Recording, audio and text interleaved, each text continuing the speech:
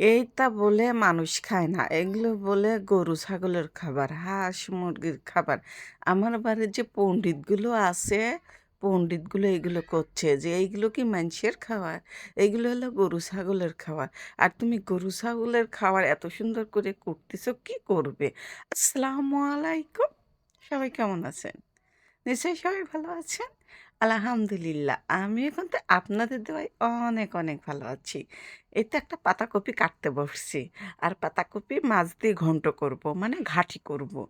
আর এই রুটি দিয়ে ঘাঁটি খেতে আমার খুব ইচ্ছা করছে। তাই ভাবলাম যে আজকেই মাছ দিয়ে ঘাঁটি করি।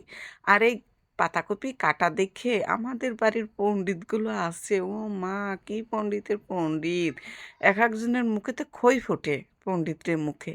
এটা বলে মানুষ খায় না, এগুলো বলে গরু ছাগলের খাবার, হাঁস মুরগির খাবার। ওই যে আমার কয়েকটা মুরগি আছে, কয়েকটা ছাগল আছে, ওই মাঝে মাঝে ছাগলে খাওয়াই, ছাগলের বাচ্চা খাওয়াই, এগুলো কাইটি কুইটি দিয়েই দেখে। আর সে থেকে নাম পড়াইছে যে এগুলো ছাগলের খাবার, মুরগির খাবার। ওই যে একটু দিলাম মুরগিকে, এইগুলো যে মুরগি খেলে যে পুষ্টি আর ভিটামিন, যেরকম মানুষেরও ভিটামিন গায়ে লাগে সেরকমও মুরগি ছাগলেরও গায়ে ভিটামিন লাগে। তো একটু কাইটি কুইটি বাইসে থাকে, সেগুলো একটু ফেলাফেলি দিয়ে মুরগি খাবি, হাঁস মুরগি খায়, ছাগল খায়। আর এদিকে আমাদের এই কি পণ্ডিতগুলো সে থেকে নাম পড়াইছে এগুলো হলো ছাগলের খাবার আর মুরগির খাবার। কন তো দেখি এত সুন্দর স্বাদের জিনিস, খালি ছাগল মুরগি খাবি, মানুষ কি খাবি না? সেজন্য মানুষের মতন খাওয়ার মতন উপযুক্ত করলাম। আজকে আমি এটা ঘন্ট করব। ঘন্ট করার জন্য এই যে পাতাকপিটা সুন্দর করে কাটিয়ে ধুয়ে নিয়ে আসি, একটু ভাপ দিয়ে নিছি, লবণ আর হলুদ দিয়ে ভাপ দিছি। ভাপ দেওয়া হয়ে গেলে তারপরে এই যে নামিয়ে এই যে মাছগুলো ভেজে নিচ্ছি। আজ মাছ হলো পাঙাশ মাছ দিয়ে ঘন্ট করব। আর এই যে অনেকগুলো মাছ দেখতেছেন তাই না? অনেকগুলো মাছই ঘন্ট দেব না। ওই যে পণ্ডিতগুলো আছে, পণ্ডিতগুলো আবার এগুলো খাবে না, হাঁস মুরগির খাবার বলে তারা খাবে না। আমার কিন্তু অনেক ঠান্ডা লাগছে। ঠান্ডাতে বুঝতেই পারছেন আমার ভয়েসটা কেমন হয়েছে। যাই হোক, আমার মাছগুলো ভাজা হয়ে গেছে। এখন তুলে নিচ্ছি।